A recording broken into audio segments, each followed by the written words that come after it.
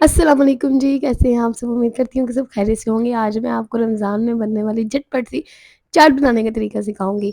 तो रेसिपी शुरू करने से पहले आप मेरे चैनल को सब्सक्राइब कर लें और बेल आइकन को भी प्रेस कर दें ताकि नई आने वाली वीडियो सबसे पहले आप तक पहुँचे। रेसिपी बनाना स्टार्ट करते हैं। बिस्मिल्लाहिर्रहमानिर्रहीम। चाट बनाने के लिए सबसे पहले मैंने 1 पाव दही लिया है और इसको अच्छे से फेंट कर फिर ये इस्तेमाल करेंगे।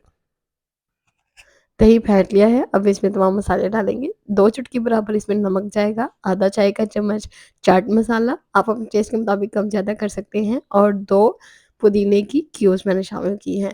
इसको बीट करेंगे अच्छे से ताकि इसमें जो बर्फ़ है वो सारी पिघल जाए।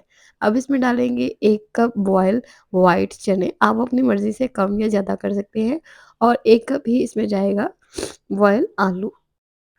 और इसमें डालेंगे 2 अदद टमाटर, 1 अदद प्याज़ और 4 से 5 हरी मिर्ची। टमाटर के जो बीज है उसको आपने निकाल देना है, फिर आपने इसको इस्तेमाल करना है वरना टमाटर के बीज पानी छोड़ देते हैं, जिसका इन तमाम चीज़ों को डालने के बाद आपने मिक्स करना है और आपने इसमें डालनी है 1 खाने के चम्मच इमली की चटनी।